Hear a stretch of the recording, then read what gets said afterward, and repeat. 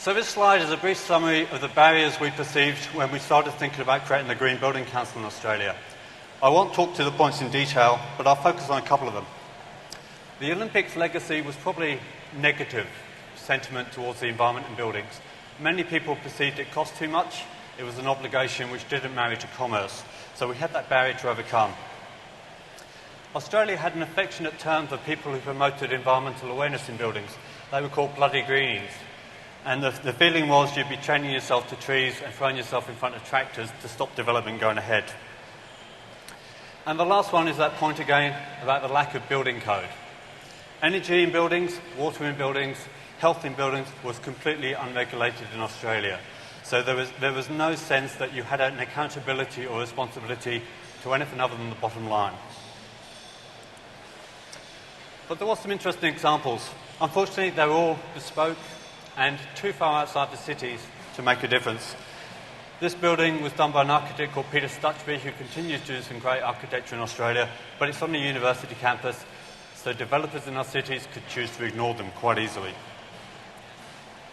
This project, 60 Leicester Street, is a great green building, delivered in about 99, had on-site sewage treatment, had mixed-mode air conditioning, but it's an altruistic effort by the developer. It wasn't based on commercial rationale. The anchor tenant was Just Draining Conservation Foundation, and it left very little legacy for the industry, although it was widely celebrated by politicians. We were still searching for the commercial exemplar to transition the industry. In 2002, the Green Building Council of Australia launched. And there were some interesting things in the model of the Green Building Council of Australia. It was industry-led. It was a not-for-profit group, but the board was made up of CEOs and managing directors from the property industry, not technocrats, not people who are interested in debating the science, but people who are interested in governance and custody of these issues, and ultimately to get commercial advantage for their companies. Because it was industry-led, it worked very hard to work within the established framework which tied the industry together. There's a way we develop buildings, we look at the finance, we deliver buildings, we assign risk.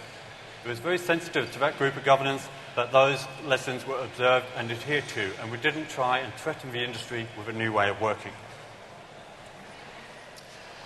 The first cab off the rank in their arsenal of tools to help transition the industry towards sustainability was a tool called Green Star. Green Star is not dissimilar to BREEAM in the UK or LEED in the US, but it addressed three fundamental audiences. To the professionals, it was a technical tool which took maybe 100 different technical aspects of green buildings, allowed them to be weighted for environmental sensitivity, and produced an overall ecological score for the building. To the builders and developers, it allowed them to cherry-pick initiatives. So rather than have to be prescribed to put solar panels in or have to do certain initiatives, you could pick the ones which had the closest cost point to your development, so you could go for the low-hanging fruit every time. And to the market, it became a very powerful business-to-business marketing tool. Brand association is very powerful, and big corporates wanted to be associated with Green Star buildings, and it became a competition as to who could have the closest association or the highest bar. It did two very other important things.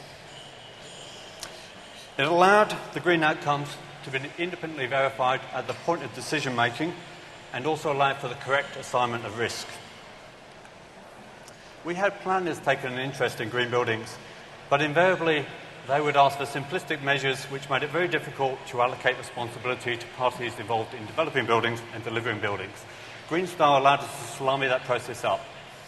So as a developer, you could contract a design team to design a green building, get it certified. You could then contract the builder to deliver on that, and he carried the risk for delivery, get it certified, and so on.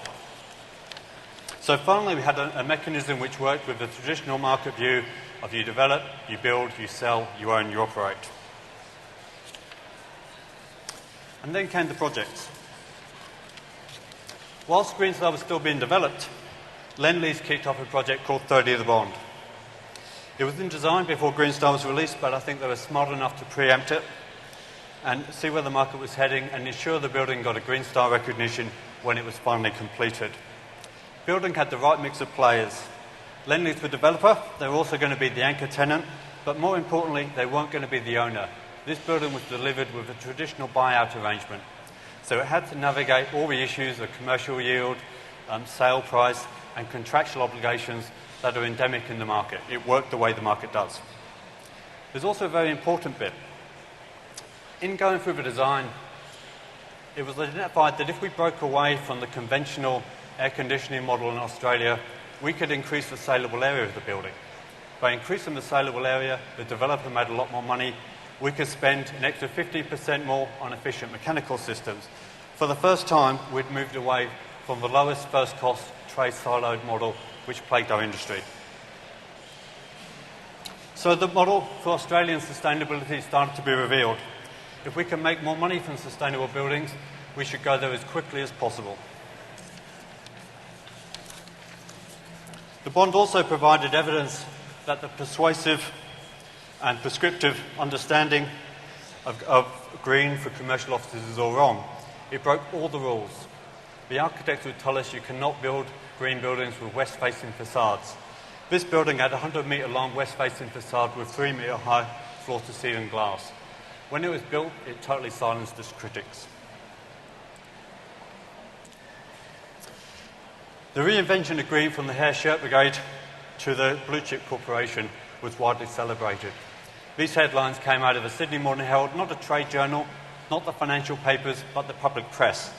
And to note that the building has done for design what Tarantino did for Pulp Fiction shows how much of an impact it had on people's perception of what was possible.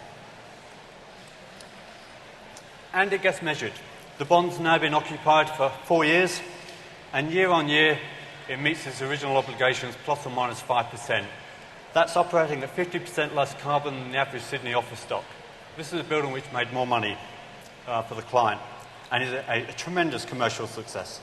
You cannot underestimate the value of this sort of exemplar. It also demonstrated that buildings can be demonstrably healthier for occupants. So the building looks stunning, it's very attractive, and now we also know that we can design buildings which better respect the occupants and provide more productivity for the people that inhabit them. So with 30 of the bonds, you could be forgiven for thinking that Australia had found the answer and we're going to rest on our laurels and build another bunch of 30 of the bonds for the next 20 years.